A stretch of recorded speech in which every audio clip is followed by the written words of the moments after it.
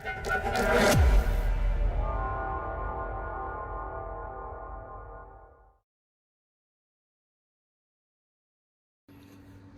datang kembali di channel Hukum Pajak bersama saya, Richard Burpa. Pada episode ke-7 ini, saya akan menyampaikan informasi dengan tema utang pajak. Ketika berbicara mengenai utang, orang akan berpikir, loh, sejak kapan seseorang punya utang kepada negara? Padahal, utang dalam kehidupan keseharian muncul karena adanya hubungan keperdataan.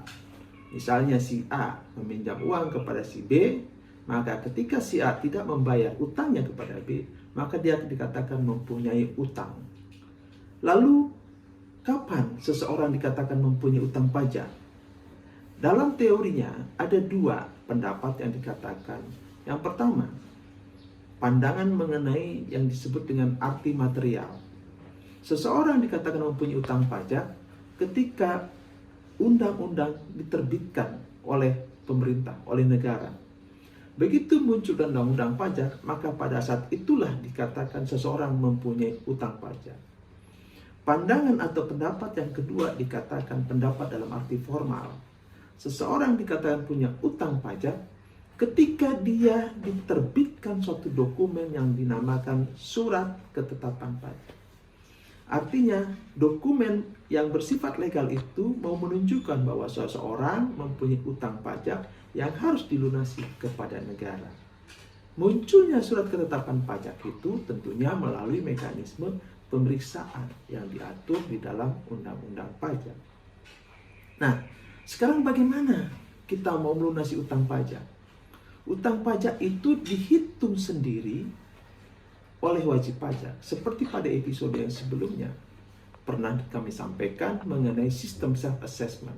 Nah, dalam konteks saat ini, ketika seseorang sudah punya utang pajak dengan terbitnya surat ketetapan pajak, maka di dalam surat ketetapan pajak itu sudah ada sejumlah uang yang harus dibayarkan oleh wajib pajak ke bank atau tempat pembayaran yang sudah ditentukan oleh pemerintah.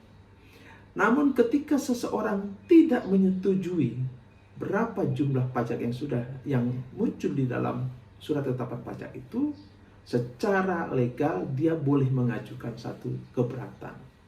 Artinya sifat utang pajak itu baru dikatakan pasti kalau dia sudah melalui jalur upaya hukum yang namanya keberatan, banding, maupun peninjauan kembali.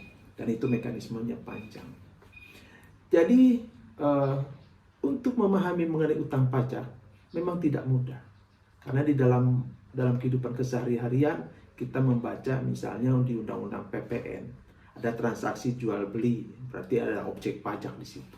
Nah, objek pajak itulah yang menimbulkan utang untuk siapa ya pihak yang harus mengambil pajaknya dan menyetorkannya kepada negara. Dalam perdebatan putusan yang pernah kami baca, itu objek pajak yang akan menimbulkan utang pajak seringkali menimbulkan perdebatan. Oleh karenanya, memahami hukum pajak harus dipelajari dengan baik dan mengikuti terus perkembangan undang-undang yang diterbitkan oleh pemerintah. Demikian yang dapat kami sampaikan untuk episode kali ini. Terima kasih. Salam sehat selalu.